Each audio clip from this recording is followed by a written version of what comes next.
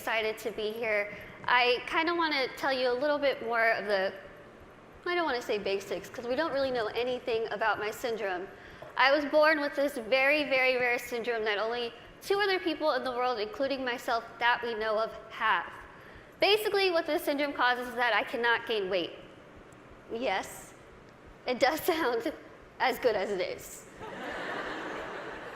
I could eat absolutely whatever I want, whenever I want, and I won't really gain any weight. I'm gonna be 25 in March, and I've never weighed over about 64 pounds my entire life. When I was in college, I didn't hide, everyone knew it was there, but it was a giant tub of Twinkies, donuts, chips, Skittles, and my roommate would say, I could hear you at 12:30 reaching under your bed to get food. But I'm like, you know what? It's all right, I can do these things. Because there are benefits to this syndrome. There are benefits to not being able to gain weight. There are benefits to being visually impaired. There are benefits to being kind of really small. A lot of people think, Lizzie, how in the world are you saying there's benefits when you can only see out of one eye? Let me tell you what the benefits are, because they're great. I wear contacts. Half off contacts. When I wear my reading glasses, half off prescription. If somebody is annoying me, being rude, stand on my right side. It's like you're not even there. I don't even know you're standing there. Right now, if I stand like this, I have no clue that there's this whole side of the room. Also, being small, I am very willing to volunteer myself to go to Weight Watchers, go to some gym and say, hi, I'm Lizzie. I will be your poster child. Put my face on whatever you need and I will say, hi, I use this program. Look how well it worked. Even though there are really amazing things that have come from this syndrome, there are also things that have been very, very difficult, as you can imagine. Growing up, I was raised 150% normally. When I was my parents' first child, and when I was born, the doctors told my mom, your daughter has no amniotic fluid around her at all. So when I was born, it was a miracle that I came out screaming. The doctors told my parents, we just want to warn you, expect your daughter to never be able to talk, walk, crawl, think, or do anything by herself. Now, as first-time parents, you could think that my parents would say, oh no, why? Why are we getting our first child to have all these unknown problems? But that's not what they did. The first thing they told the doctor was, we want to see her, and we are going to take her home and love her and raise her to the best of our abilities. And that's what they did. I credit pretty much everything that I've done in my life to my parents. My dad is here with me today, and my mom is at home watching. Hi, Mom. She's recovering from a surgery, and she has been the glue that's held our family together and giving me the strength to see that she's going through so much, but she has this fighting spirit that she's instilled in me, that I have so proudly been able to stand in front of people and say, you know what, I've had a really difficult life, but that's okay. That's okay. Things have been scary, things have been tough. One of the biggest things that I had to deal with growing up was something that I'm pretty sure every single one of us in this room has dealt with before. Can you guess what that is? Starts with a B. Can you guys guess it? Boys.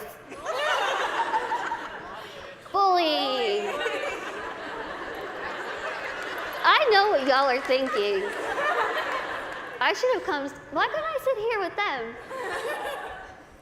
I had to deal with bullying a lot, but as I said, I was raised very normally. So when I started kindergarten, I had absolutely no idea that I looked different.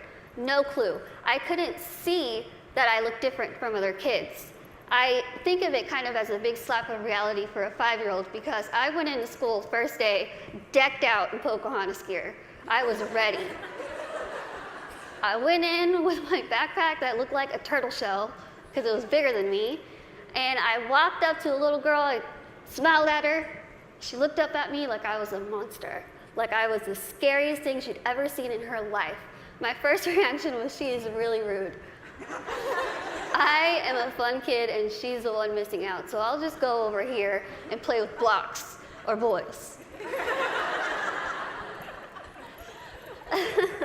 I thought the day was going to get better, and unfortunately it didn't. The day kind of got worse and worse, and a lot of people just wanted to have absolutely nothing to do with me, and I couldn't understand why. Why? What did I do? I didn't do anything to them. In my mind, I was still a really cool kid. So I had to go home and ask my parents, what's wrong with me? What did I do? Why don't they like me? And they sat me down and they said, Lizzie, the only thing that's different about you is that you're smaller than the other kids. You have this syndrome, but it's not going to define who you are. They said, go to school, pick your head up, smile, continue to be yourself, and people will see that you're just like them. And so that's what I did. I want you to think and ask yourself this in your head right now. What defines you? Who are you? Is it where you come from? Is it your background? Is it your friends? What is it? What defines who you are as a person? It's taken me a very long time to figure out what defines me. For so long, I thought what defined me was my outer appearance. I thought that my little tiny legs and my little arms and my little face was ugly. I thought it was disgusting. I hated when I would wake up in the morning and I was going to middle school and looking in the mirror, getting ready and thinking, can I just scrub this syndrome off? It would make my life so much easier if I could just scrub it off. I could look like the other kids. I wouldn't have to buy clothes that had Dora the Explorer on it. I wouldn't have to buy stuff that was bedazzled when I was trying to be like the cool kids. I would wish and pray and hope and do whatever I could to pray that I would wake up in the morning and I would be different and I wouldn't have to deal with these struggles. It's what I wanted every single day, and every single day I was disappointed. I have an amazing, amazing support system around me who never pity me, who are there to pick me up if I'm sad, who are there to laugh with me during the good times, and they taught me that even though I have this syndrome, even though things are hard, I can't let that define me. My life was put into my hands, just like your lives are put into yours. You are the person in the front seat of your car. You are the one who decides whether your car goes down a bad path or a good path. You are the one that decides what defines you. Now, let me tell you, it could be really hard to figure out what defines you. Because there are times where I would just get so annoyed and frustrated, and I don't care what defines me.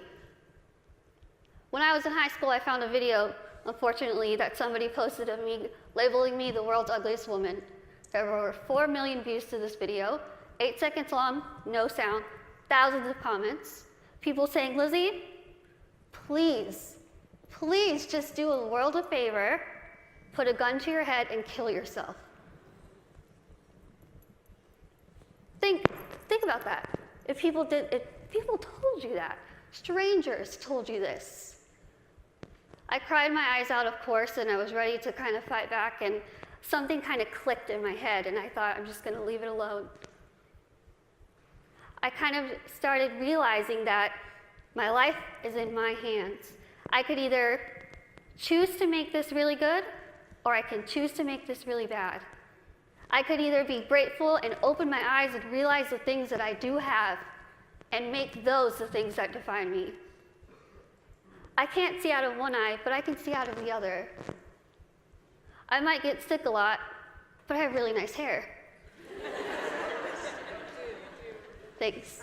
You guys are like the best little section right here. Why did you lose my train of thought? Okay, where was I? Hair, okay, thank you. Okay, so I could either choose to be happy or I could choose to kind of be upset with what I have and still kind of complain about it. But then I started realizing, am I gonna let the people who called me a monster define me? Am I gonna let the people who said kill it with fire define me? No. I'm gonna let my goals and my success and my accomplishments be the things that define me, not my outer appearance, not the fact that I'm visually impaired, not the fact that I have this syndrome that nobody knows what it is. So I told myself I'm going to work my butt off and do whatever I could to make myself better, because in my mind, the best way that I could get back at all those people who made fun of me, who teased me, who called me ugly, who called me a monster, was to make myself better and to show them, you know what? Tell me those negative things, I'm going to turn them around, and I'm going to use them as a ladder to climb up to my goals. That's what I did. I told myself I wanted to be a motivational speaker, I want to write a book, graduate college, have my own family, my own career.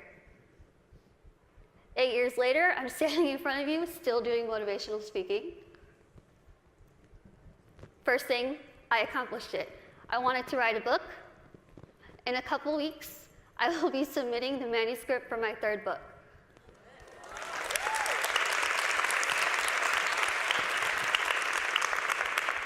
I wanted to graduate college, and I just finished college.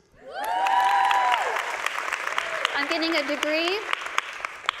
a degree in communication studies from Texas State University in San Marcos, and I have a minor in English. I really tried to use real life experience while I was getting my degree, and my professors were not having it. But I wanted to have, lastly, my own family and my own career, and the family part is kind of down the line. My career part, I feel like I'm really doing well with it, considering the fact that when I decided I wanted to be a motivational speaker, I went home, I sat in front of my laptop, went to Google, typed in how to be a motivational speaker. I'm not even joking. I worked my butt off. I used the people who were telling me that I couldn't do this to motivate me. I used their negativity to light my fire to keep going. Use that. Use that. Use that negativity that you have in your life to make yourself better, because I guarantee you, you will win. Now, I want to end with asking you again. I want you to leave here and ask yourself what defines you. But remember, brave starts here. Thank you.